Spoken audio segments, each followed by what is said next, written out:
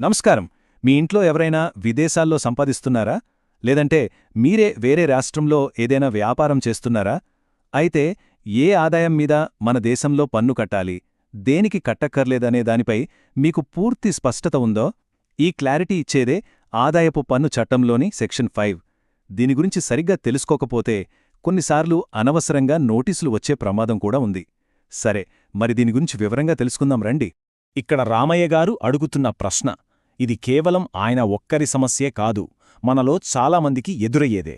దుబాయ్లోనో అమెరికాలోనో ఉన్న కొడుకు పంపే డబ్బు మీద ఇక్కడ పన్ను కట్టాలా? అసలు మన ఆదాయపు పన్ను చట్టం పరిధి ఎక్కడిదాకా ఉంది? ఇలాంటి ప్రశ్నలన్నింటికీ ఇప్పుడు సమాధానాలు వెతుకుదాం. అవును, మనందరినీ తొలిచేసే ప్రశ్న ఇదే కదా. సంపాదన ఏ దేశంలో జరిగినా పన్ను మాత్రం మన దేశంలో కట్టాల్సిందేనా? ఈ ప్రాథమిక సందేహం చుట్టూనే మనం మొత్తం విశ్లేషణ సాగుతుంది. ఈ చట్టం అనేది ఏదో ఒక్క రోజులో పుట్టుకొచ్చింది కాదు. దానికంటూ ఓ ప్రయాణం ఉంది. ఉదాహరణకి 1922లో బ్రిటిష్ వాళ్లకనుకూలంగా ఉన్న చట్టంలో విదేశీ ఆదాయంపై పెద్దగా క్లారిటీ ఉండేది కాదు.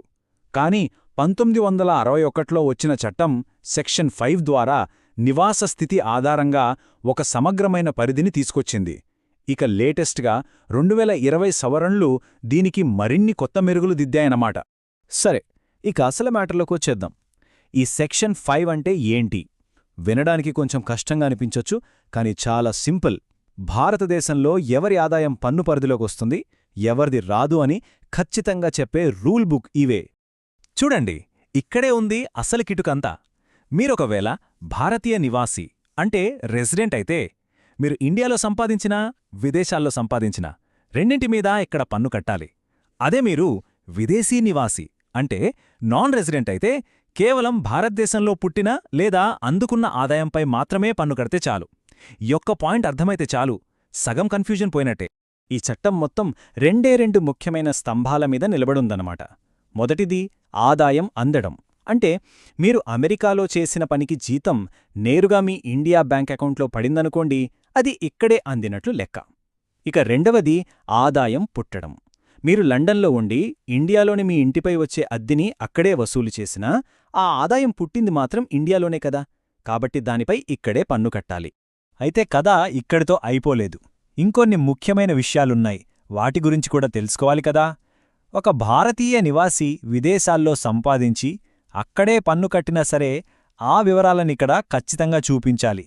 అయితే డబుల్ టాక్సేషన్ ఒప్పందాల వల్ల కొంత రిలీఫ్ ఉంటుంది. అలాగే మీ బిజినెస్ దుబాయ్లో ఉన్నా దాన్ని కంట్రోల్ చేసేది ఇండియా నుంచి అయితే ఆ లాభం కూడా ఇక్కడి పన్ను పరిధిలోకి వస్తుంది. చట్టమంటే ఎప్పుడూ ఒకేలా ఉండదు కదా, కాలంతో పాటు మారుతూ ఉంటుంది. అలా 2020లో కొన్ని కీలకమైన మార్పులొచ్చాయి. మరి అవి మనపై ఎలాంటి ప్రభావం చూపుతాయో చూద్దాం రండి.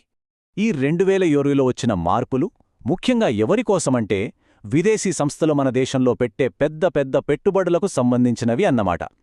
సింపుల్గా చెప్పాలంటే ఆ ఫండ్స్ నుండి పెట్టుబడిదారులకు వచ్చే ఆదాయంపై పన్ను లెక్కించే విధానం మారింది. ఇది సాధారణ పౌరుల కంటే ఎక్కువగా ఫారిన్ ఇన్వెస్టర్స్పై ప్రభావం చూపుతుంది. సరే, ఈ చట్టమంతా బానే ఉంది, కానీ ఇది మనకి ఎలా వర్తిస్తుంది?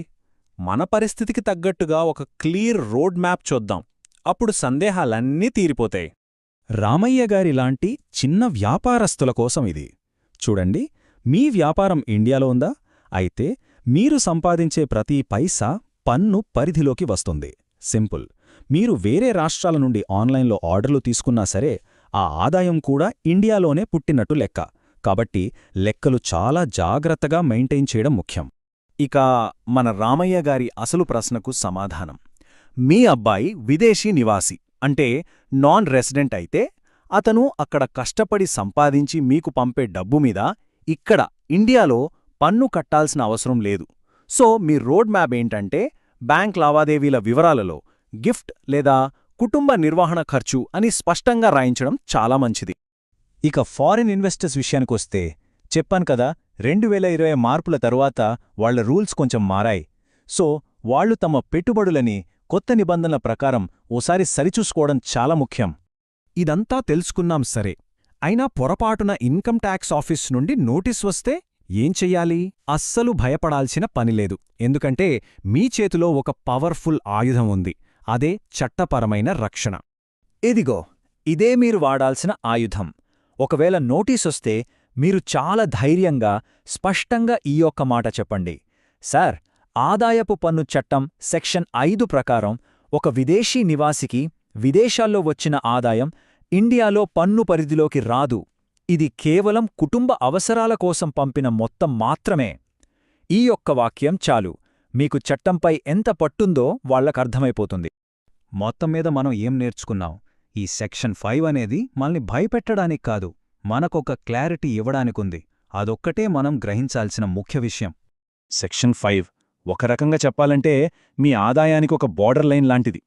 ఏ డబ్బు లోపలికొస్తుంది, ఏది బయటే ఉండిపోతుందని చెప్పే లైన్. ఈ గీత గురించి మీకు స్పష్టత ఉంటే చాలు. అనవసరమైన టెన్షన్, కన్ఫ్యూజన్ ఏమీ ఉండవు. గుర్తుంచుకోండి, ఈ క్లారిటీనే మనకు అస్సలైన బలం. సరే, పన్ను పరిధి గురించి మనకొక ఐడియా వచ్చింది.